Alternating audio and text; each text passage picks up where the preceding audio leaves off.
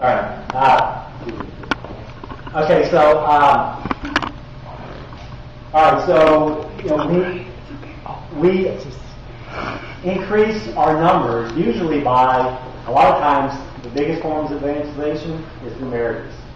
Catholics, come time to be married, they say, "Hey, I'm not leaving my Catholic faith, and the church requires us to raise our children Catholic, and want to become a Catholic too."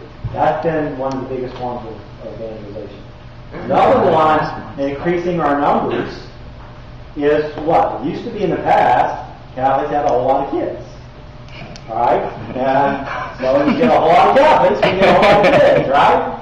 Unfortunately nowadays, the Catholics have fallen into this contraceptive mentality, and you have smaller and smaller families. Right? Let's not judge anyone in the number of their families. I mean, I would love to have 15 kids and only got 3. All right?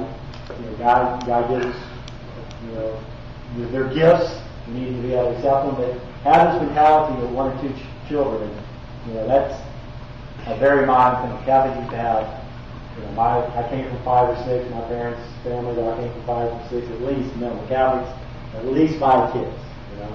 Right now, the Catholics in Europe are having 1 or less children, and who's having tons of babies? Muslims. Guess who's taking over Europe? Muslims. Okay? So, one form of evangelization or filling up the church, and we have an obligation to fill up heaven. And we need to fill up the church and fill up heaven. One way of doing that is being open to life, doing it the right way, married couple, having children, raising your children properly. But to be honest though, we've got more Catholics than we have priests. We're not nearly as desperate. And they seem to have taken this call for this mission work very, very important.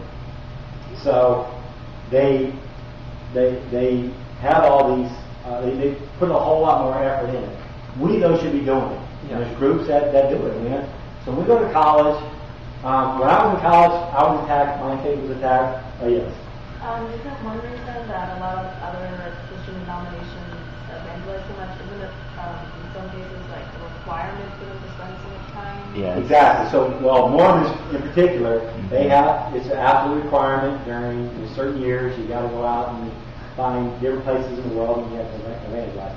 It's an absolute requirement. Just like in many countries, it's mandatory for guys and girls sometimes at a certain age to be part of the military. No choice.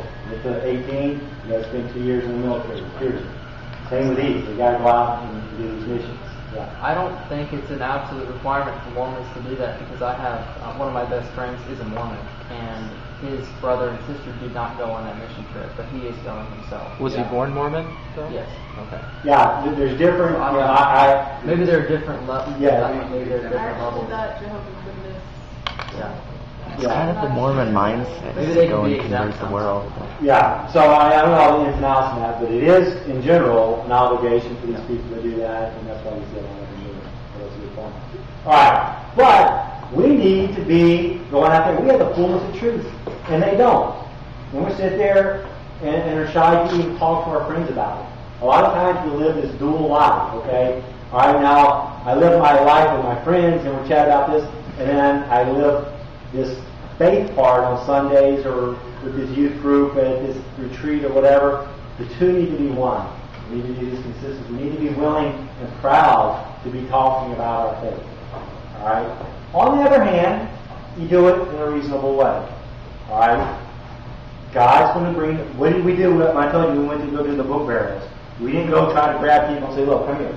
We sat there and prayed and waited for the Holy Spirit to let somebody to us, and then asked the Holy Spirit to guide us. So, going back to that question of saying, what are some of the qualities, the most important qualities to be a good apologist? One of them is love. Alright? Jesus gives us the great commandment that we to love our God with all our heart, all our mind, all our soul, and all our strength, and love our neighbor as ourselves. Alright? That's a requirement. Part of this love, what is love anyway?